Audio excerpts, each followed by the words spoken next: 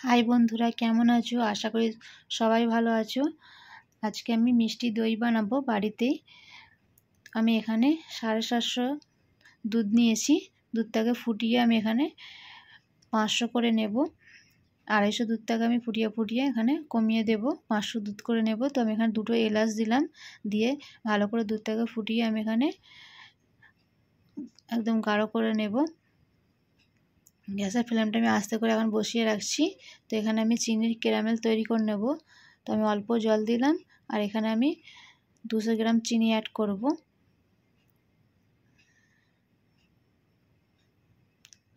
তো আমি এখানে 200 গ্রাম চিনি অ্যাড করেছি।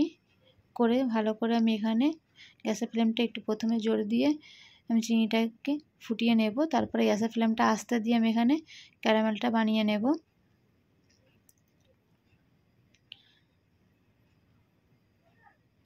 দেখো ক্যারামেলটা হয়ে গিয়েছে। এবার দুধটা আমি এখানে ঢেলে দেব।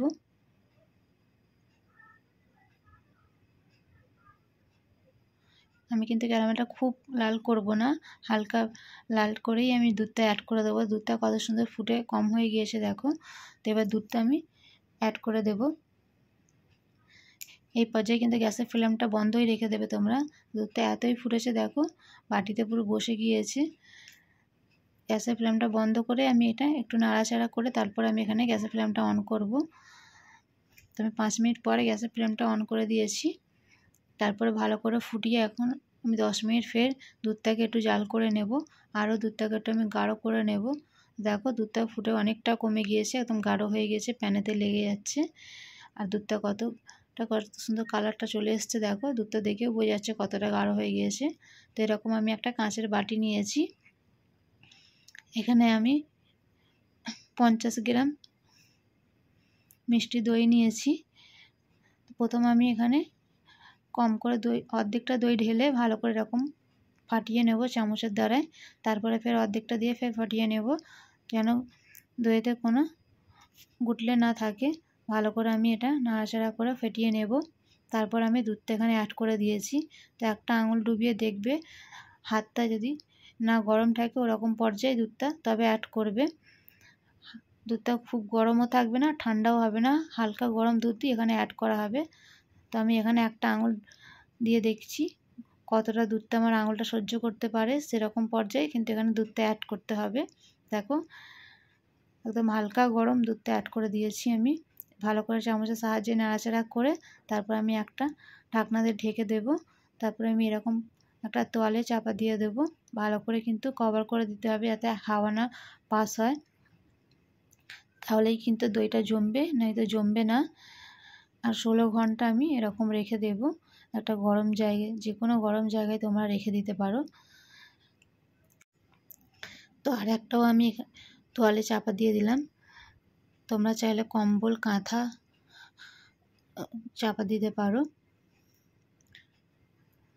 এবার আমি 16 ঘন্টা পর চাপা খুলে দেখছি কতটা বসেছে দইটা।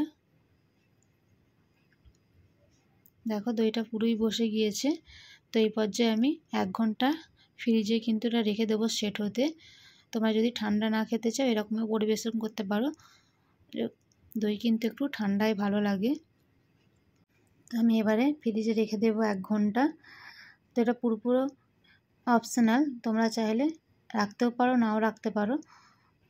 তো 1 ঘন্টা পরে দেখো দইটা কত ভালো জমে গিয়েছে। এবার আমি কেটে দেখাচ্ছি কতটা ভালো জমেছে, কতটা ভালো কিন্তু দইটা হয়েছে দেখো। তোমরা যদি মাটির হাঁড়িতে দই জমানো দেখতে চাও তাহলে আমাকে কমেন্টে জানাবে, তাহলে আমি রেসিপিটা কিন্তু দেখাবো। আর দেখো কাঁচের বাটিতেও কিন্তু দইটা কত সুন্দর জমেছে, কত সুন্দর লাগছে দেখতে, যত সুন্দর লাগছে খেতেও কিন্তু ততই সুন্দর হয়েছিল বন্ধুরা। তো এরকমভাবে তোমরাও বাড়িতে তৈরি করবে, কিন্তু দইটা পারফেক্ট জমবে। আর আমি মাটির হাঁড়িতেও খুব তাড়াতাড়ি রেসিপিটা দেখানোর চেষ্টা করব তোমাদের। ভিডিওটা ভালো লাগলে অবশ্যই কিন্তু সাবস্ক্রাইব করে পাশে থাকা বেল আইকনটা প্রেস করে রাখবে, তাহলে আমার ভিডিও তোমরা দেখতে পারবে। একটা লাইক দিয়ে দেবে।